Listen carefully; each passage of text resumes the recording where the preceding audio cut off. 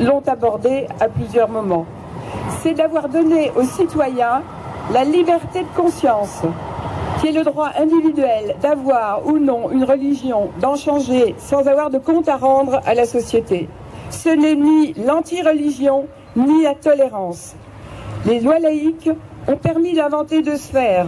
La sphère publique, dans laquelle tous les citoyens sont traités de façon égale en droit, et la sphère privée, dans laquelle s'exerce la liberté de penser, d'avoir des opinions religieuses, de s'exprimer sans craindre le délit de blasphème.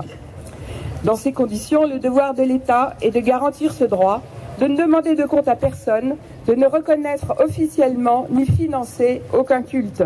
C'est une avancée dans les droits de l'homme. À l'inverse, le régime concordataire napoléonien, c'était le droit de regard de l'État sur le fonctionnement des églises, par exemple dans la nomination des évêques.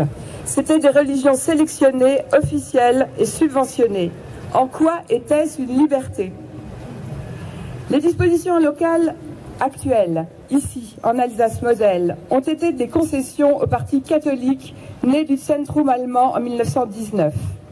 Il n'est pas juste que les Alsaciens, aujourd'hui, relèvent du droit du sang ethnique, ni que des Français de l'intérieur, une fois arrivés en Alsace, subissent une loi autre que celle qu'ils subissaient auparavant.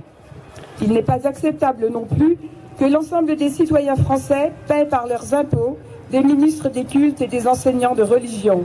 Ce sont des privilèges. 6 000 agents de l'État, à ce titre, ce n'est pas rien.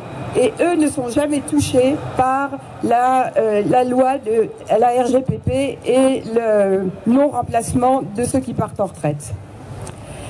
Le deuxième volet des lois laïques françaises concerne l'école publique.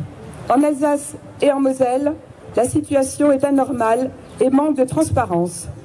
La liberté de conscience est niée parce que l'appartenance religieuse des élèves fait l'objet d'une déclaration obligatoire, assortie d'une obligation de suivre un enseignement spécifique intégré aux heures de cours.